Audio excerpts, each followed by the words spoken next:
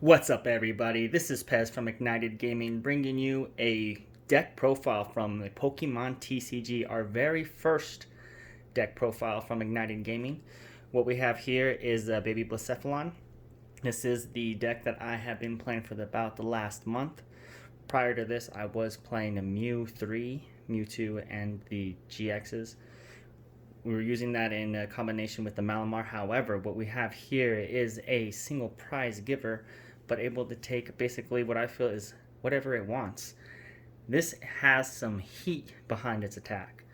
And there's a reason why I like to play this deck is because there's actually it gives a lot of decks much trouble. Doesn't matter who you're playing against, it still gives them a lot of trouble. In a comparison to what the format is trying to run today, when we're going to talk about that here later in the video. However, we will start with the standards and what you need in order to play and win this deck, and then I'm going to go over the variant that I play and why I play that. There is a little bit different. You're going to see some cards that I do not play. I know one of the biggest one is probably the Zacian V. I'll explain why I do not run that in here. But here we go. Let's start off. We start off with 13 Fire Energy. I tested out 14, tested out 12. I feel 13 is pretty good for the pre-rotation. For the post-rotation, it's not. I was thinking we'll go over that later, but for pre-rotation, 13 is about where it's going to be where you're going to get your fire energies and enough on Blacephalon in the same turn where you can actually get the knockout. That's where you obviously want to run the 4 baby Blacephalons. Obviously a must. That is your main attacker, your number one. And what I'm noticing also is I don't go through all of them in a game. This deck can sometimes run so fast, I'll explain that later, that I don't even go through all of them. I don't see a need for too many more attackers based on the way that I play and the style that this is. So we'll continue on with the 4 Great Balls. 4 Great Balls. I do not play the Ultra Space because of the fact that I play the Jirachis. And now the reason why I'm going towards the Jirachi style, I'll go over that later with the energy retrievals and the reason why I don't play Zacian. So I focus more on the Jirachis. The Welder, obviously a 100% must. Welder is the main support of the deck. Notice there are no researches, there are no Marnies. And let's go to Fire Crystal. Fire Crystal is a standard. You need those fire energies back. You will possibly get rid of some for cost on other cards. Even so, if a Blacephalon does get knocked out, you're able to get all those back. Some people run energy retrievals, some people do not, that I've seen. Go over that later. But the switch, obviously, 4 of those, since we do not run an air balloon or anything else. We need the switch. We do not want to get conditioned into anything. Absolutely every deck, I believe, would need 4 switches, at least. And then Fiery Flints, I run 4 of these. I do not play Giant Hearth. I believe getting 2 energies is awesome, but I believe getting 4 is what you need, and this is why I believe the deck can go so fast. Sometimes I'm discarding Fiery Flint for Fiery Flint. That's okay, because I grab the last 4 from the deck. There will be situations like that, and then that's where the value of energy retrieval comes in. But also the standard of a Heat Factory, definitely need that. So I don't play the Space, but I play the Heat Factory. That's a must in any fire deck. But we can go to the type of variants that I play of the deck. Energy retrievals. If I was to change one thing about this deck right now, it would be adding another energy retrieval. Especially with how the format is changing and going, you're going to need those energies back. But I believe that maxing energy retrievals out for the style that this plays is very crucial. You have the Eldegoss, which is a must in any Welder fire deck. You can get a free Welder. It's definitely helped. Eldegoss I've played in many other decks, and it actually does very well in this one. And as I was speaking of Jirachi, I really love the Jirachi in this style of play. 4 Jirachis, because if you don't get the Blacephalon, which sometimes happen, you still can get your plays going. You still can get your Great Ball. You still can get your Welder. You still can get your Pokegear. And that's why we play 2 Pokegears, because 4 is a little too much, because you do have the Jirachis. Pokegear is limited just to the supporter. Jirachi is a little bit more wide range. It has helped me win games, because sometimes I just need a Fire Crystal, Jirachi, Fire Crystal, Scoop Up Net, and then I have those 3 energies to do 150 extra damage that I didn't before. So I kind of got the idea of like a Zacian build, how they just got their saucers and other items that they needed. Same idea in this, and that's why I don't play Zacian V, because I do not plan to end my turn and draw 3 cards. Maybe as my very first turn in the game where I cannot attack based on the game rules, but the way I play is I am wanting a knockout. I don't care if I'm getting 1 prize, 2 prizes, 3 prizes.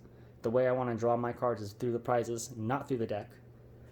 So what I do is want to ensure that I have those energies on me, which is actually pretty consistent based on what I've seen and how I play this deck. The Dene, I like the Dene. I've been going off of 3, 4. 3 is probably good because you can still play the Welder. There's some times where I don't even drop the Dene because I have so many cards in my hand. So I've even seen dropping less, maybe playing Crobat, but that's for post format. Acrobike does very good in this build.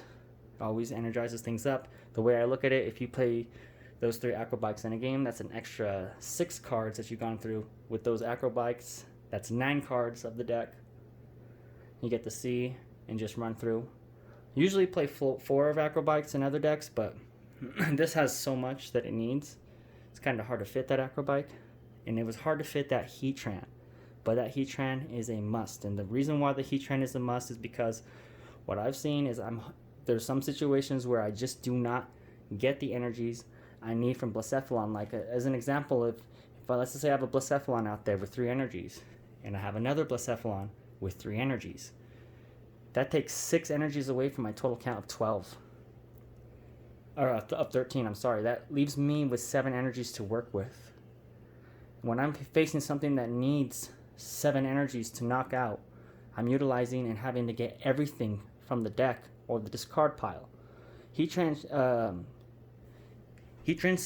saves that, kind of essentially eliminates that. I could actually use the Welder onto the Heatran and then switch him into play, have the 6 energies, and use the GX attack without having to go for those 7 in the deck.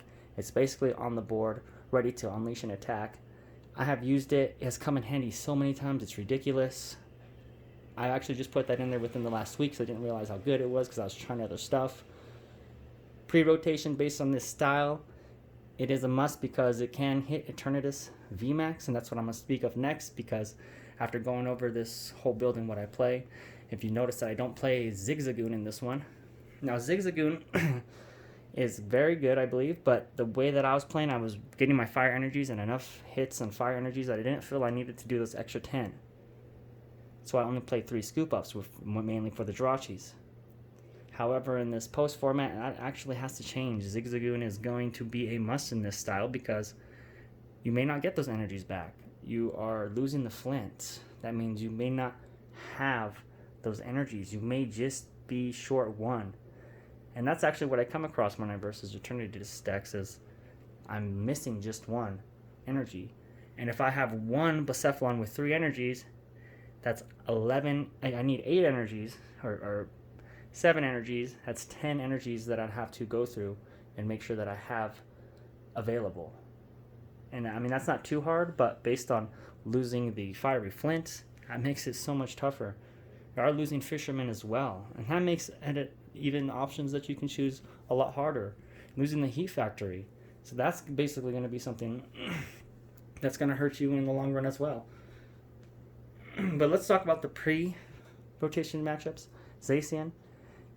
This pretty much wrecks Zacian. It's weak against it. Don't have to use much energy.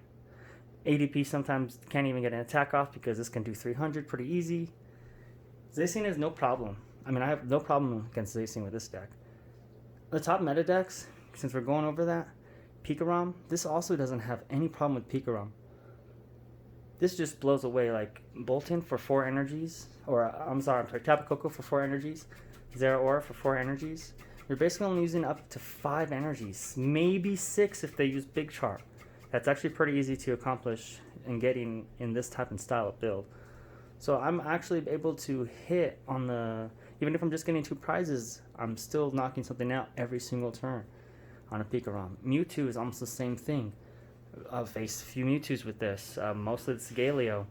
This thing just wrecks Mewtwo because it's 3 prizes. You bring back Fire Crystal, Energy Retrieval. If you have 1 more energy, you boss's order the Mewtwo, and that's game. It's kind of straightforward when you start playing meta, and that's why this tech is so powerful. The one thing that really really puts a damper on this deck is Obstagoon, because you really don't have anything to go around that unless you're trying to utilize the boss's order in the Aldegos.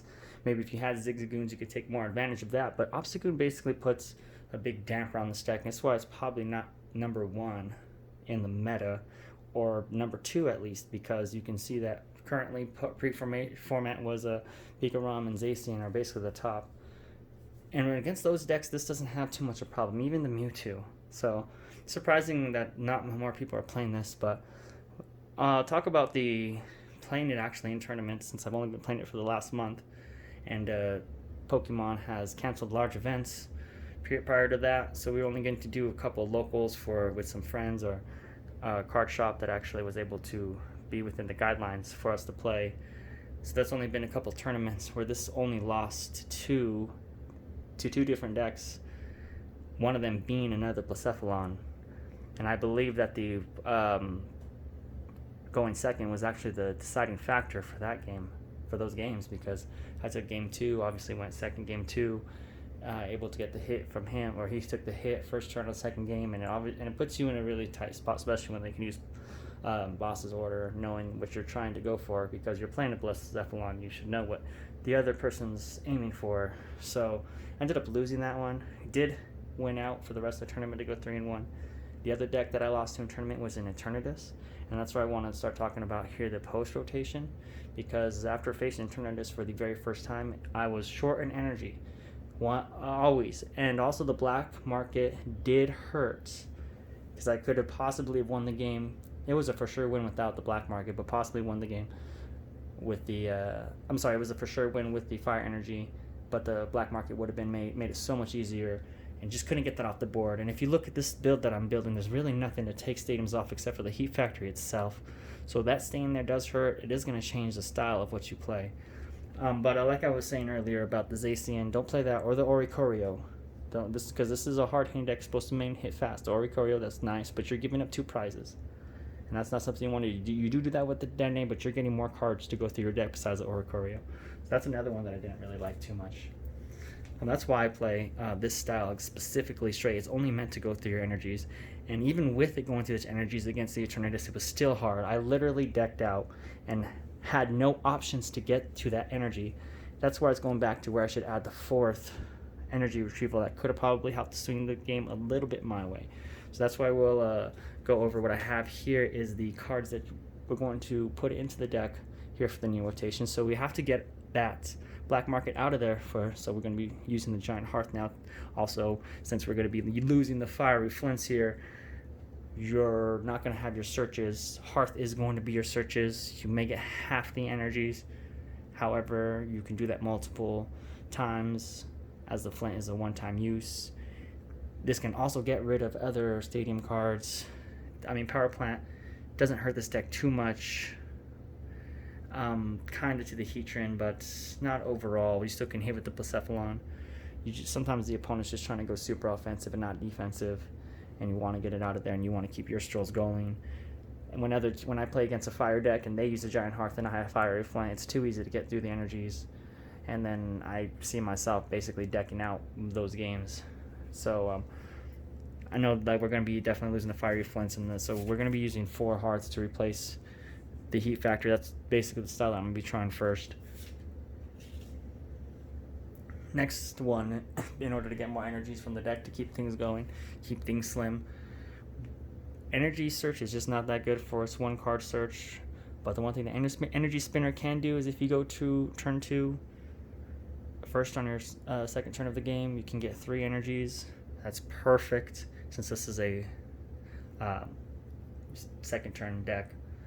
You can utilize the energy spinner a lot, and since you're going to want to be hitting in this style of deck pretty hard, you're definitely going to use those fire energies.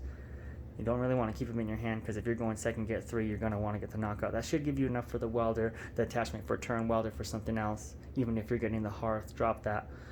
I know that's kind of a little tough, because usually get the fiery flint and drop that and get the 4. So we'll see how this deck runs post rotation. One of the other cards that I talked about for the pre-rotation was the Zigzagoon. that is definitely going in the post rotation. This is going to help with your energy count, especially with things like Eternatus VMAX. You can put 4 on it. You only need 6 energies now. That really takes a relief, because now only using the spinner and the hearth to get energies, you may not even have that anymore. So this will actually make your count for the scoop up net go up. Maybe the Jirachis go down, possibly. I don't know. That just depends on the style and what it looks and how it flows. Well, actually, the Acrobikes are coming out. That is another card that is rotating out. So that's already 3 spots over there. That's 7 spots, 8 spots that we know that will be cleared. And over here at Hearth with Spinner, you don't really want to put 4 spinners, maybe 4 spinners with the Jirachis. I don't think you actually need that. Just keep the Jirachis and 3 spinners maybe. That's maybe the style that I'll go with. Definitely Zigzagoon. 1 more scoop up net onto the build.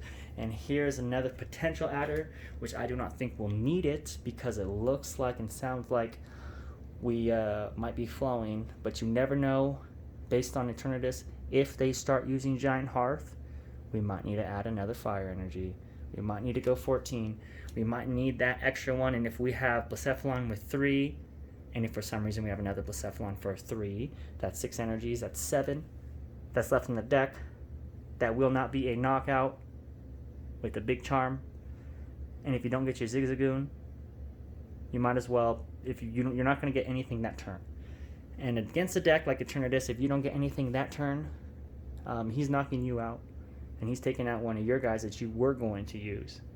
And then you can't not take advantage of that anymore. And that's a big thing.